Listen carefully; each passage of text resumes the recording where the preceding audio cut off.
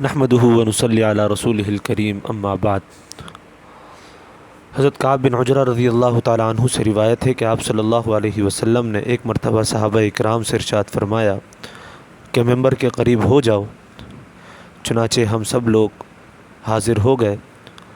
پھر آپ صلی اللہ علیہ وسلم نے ممبر کے پہلے درجے پر قدم رکھا اور فرمایا آمین۔ اس کے بعد آپ نے ممبر کے دوسرے درجے پر قدم رکھا اور پھر فرمایا آمین، اور پھر آپ نے ممبر کے تیسرے درجے پر قدم رکھا اور پھر فرمایا آمین۔ اس کے بعد آپ صلی اللہ علیہ وسلم نے خطبہ دیا اور خطبے سے فارغ ہو کر جب ممبر سے نیچے اترے تو ہم نے عرض کیا کہ یا رسول اللہ، آج ہم نے آپ کی زبان سے ایسے کلمات سنے جو اس سے پہلے ممبر پہ چڑھتے ہوئے ہم نے کبھی نہیں سنے تھے۔ تو آپ صلی اللہ علیہ وسلم نے فرمایا کہ اس وقت جبریل امین میرے سامنے آئے تھے۔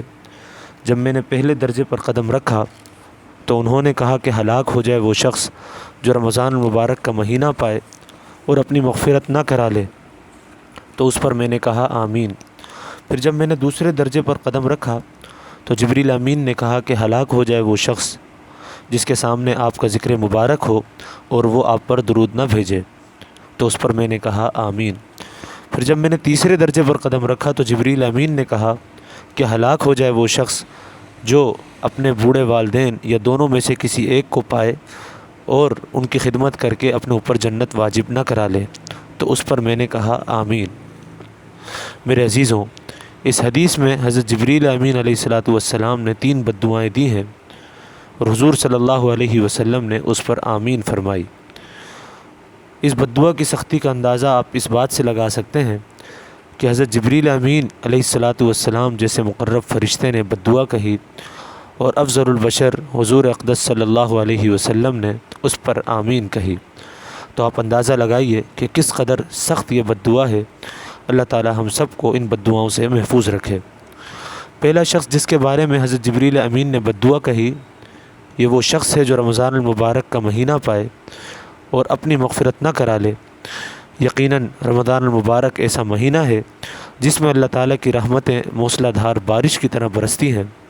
اگر کوئی شخص اس مہینے کو بھی غفلت اور اللہ تعالیٰ کی نافرمانی میں گزار دے تو اس سے بڑا بدنصیب اور محروم شخص کون ہو سکتا ہے۔ یہی وجہ ہے کہ حضرت جبریل امین علیہ السلام کی بد دعا پر آپ صلی اللہ علیہ وسلم نے آمین فرمائی۔ دوسرا شخص جس کے لیے اس حدیث میں جبریل امین علیہ السلام نے بد دعا فرمائی وہ شخص ہے جو حضور صلی اللہ علیہ وسلم کا نام مبارک سنے اور آپ پر درود نہ بھیجے۔ یقیناً آپ صلی اللہ علیہ وسلم محسن انسانیت ہیں اور امت پر آپ صلی اللہ علیہ وسلم کے اتنے احسانات اور حقوق ہیں کہ اس مقام پر ہر وعید موزون اور مناسب معلوم ہوتی ہے۔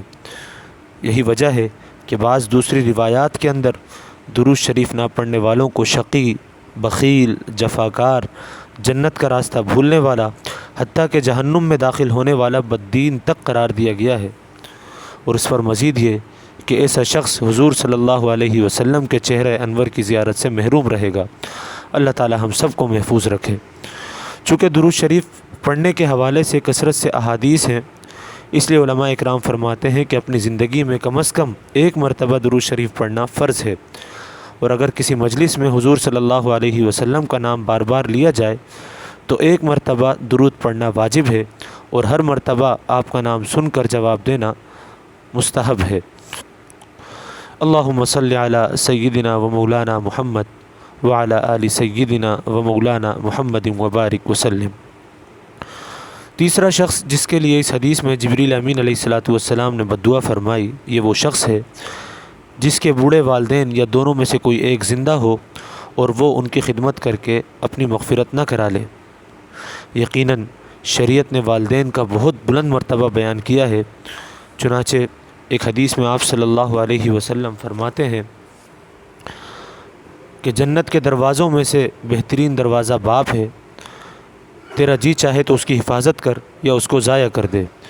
ایک اور حدیث میں آپ صلی اللہ علیہ وسلم فرماتے ہیں کہ ایک صحابی نے آپ سے دریافت کیا کہ والدین کا کیا حق ہے، تو آپ صلی اللہ علیہ وسلم نے فرمایا کہ وہ تیری جنت ہیں یا جہنم ہے، یعنی ان کی رضا تیری جنت ہے اور ان کی ناراضگی تیری جہنم ہے۔ ایک اور حدیث میں آپ صلی اللہ علیہ وسلم نے فرمایا کہ والدین کو محبت کی نگاہ سے دیکھنا ایک حج مقبول کا ثواب رکھتا ہے۔ یقیناً یہ وہ احادیث ہیں جو اس بات پر دلالت کرتی ہیں کہ شریعت نے کس قدر بلند مقام والدین کو دیا ہے۔ یہی وجہ ہے کہ جب جبریل امین علیہ الصلاۃ والسلام نے بد دعا کہی تو آپ صلی اللہ علیہ وسلم نے اس پر آمین کہا۔ اللہ تعالی ہم سب کو ان بد دعاؤں سے محفوظ رکھے اور اس رمضان المبارک کے آنے والے ایام کی قدر کرنے کی توفیق عطا فرمائے۔ وآخر دعوانا ان الحمد للہ رب العالمین۔